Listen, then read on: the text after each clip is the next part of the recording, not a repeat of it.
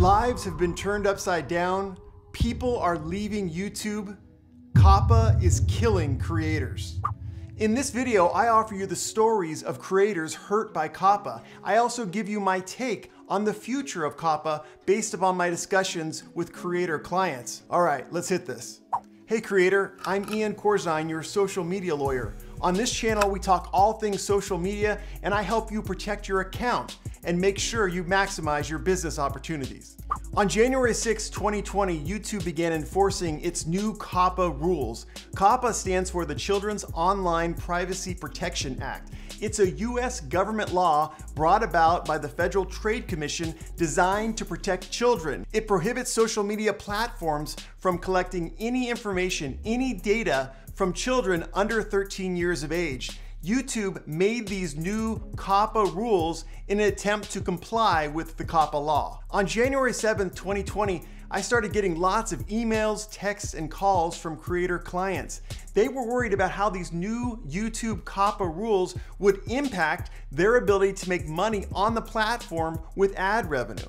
On January 16th, 2020, I started getting reports from all sorts of sources. My clients and friends on the social media platform, they were saying that there were massive reductions in ad revenue after January 6, 2020. They also reported all sorts of mistakes that YouTube's AI was making in automatically marking videos. It was marking adult videos or videos for the general audience as made for kids. On January 21st, 2020, I got a call from one of my creator clients. He has 2 kids channels and 1 adult channel. He told me that COPPA is killing creators.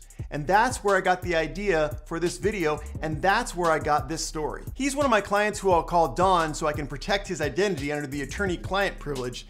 He has an arts and crafts channel, has about 5 million subs. He's done hundreds of videos, and the arts and crafts content appeal to adults and sometimes children. Because he was scared of being in trouble with YouTube and the FTC, he marked his entire channel as for kids on January 6th. Here's what happened. On January 1st, 2020, Don was used to making about $35 for a video per day.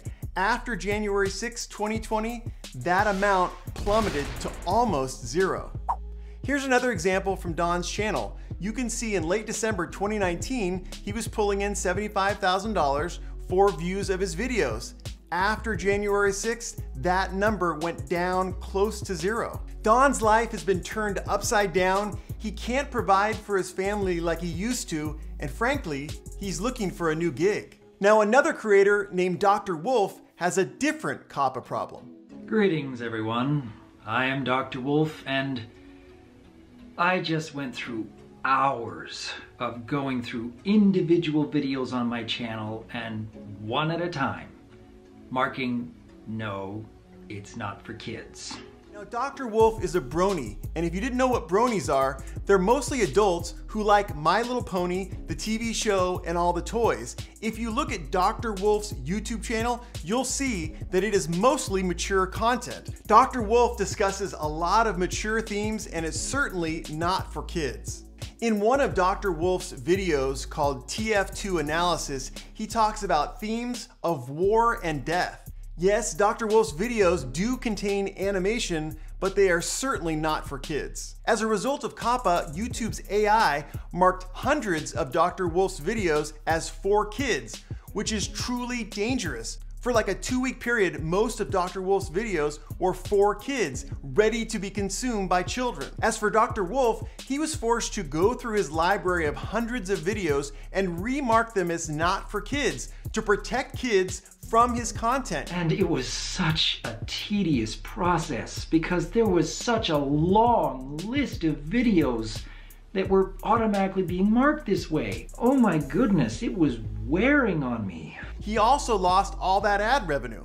You can read the same COPPA mismarking stories from thousands of creators on Reddit. You can also hear from other successful creators like Jangbricks, whose channel was decimated by COPPA. With the whole COPPA thing, yeah, the test that I did that showed that it would be a sizable but manageable and recoverable change, nope.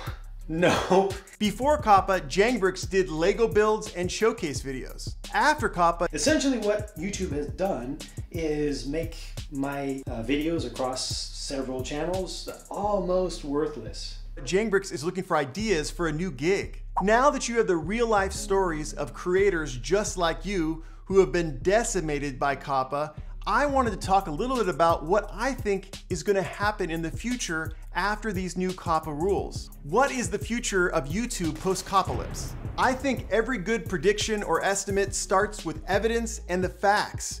What did YouTube know and when?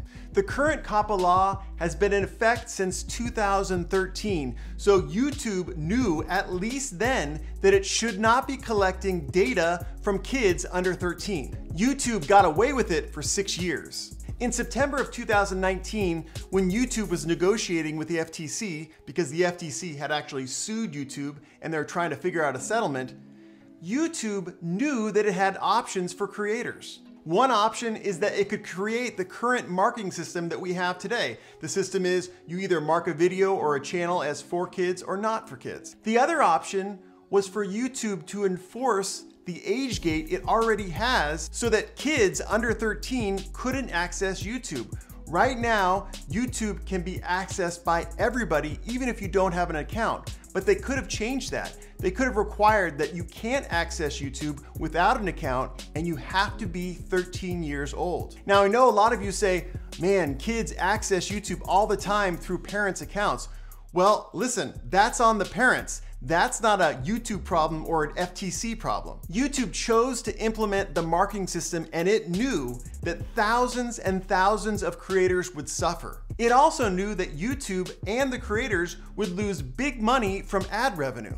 But YouTube did it anyway, and that tells me that YouTube has an ultimate plan for kids creators. Right now, there's 2 ways to access YouTube Kids content. You can access it through the main page or the YouTube Kids app. Now, the YouTube Kids app is curated by YouTube AI and human employees of YouTube. They actually review videos that are submitted through YouTube and determine whether or not they're suitable for kids, and if they are, they'll put them on the YouTube Kids app. In the future, I predict that YouTube will create a submission path directly to the YouTube Kids app. So kids creators will be able to make kids content and then submit it to the YouTube Kids app. YouTube then can control what content appears on the Kids app, and they could monetize it through a stronger age gate system that's on the YouTube Kids app. I think this is the future of kids content on YouTube, but I'm interested in what you think. Do you think that YouTube is going to create this submission path so that creators can send it directly to the YouTube Kids app? Or do you think something else is going to happen with kids content on YouTube? Let me know in the comment section below. Now let's turn to the beginning of the COPPA firestorm. Watch my video right here to continue with the COPPA series. And as you watch, I'll be right here at iancorzine.com to answer any social media law questions you have.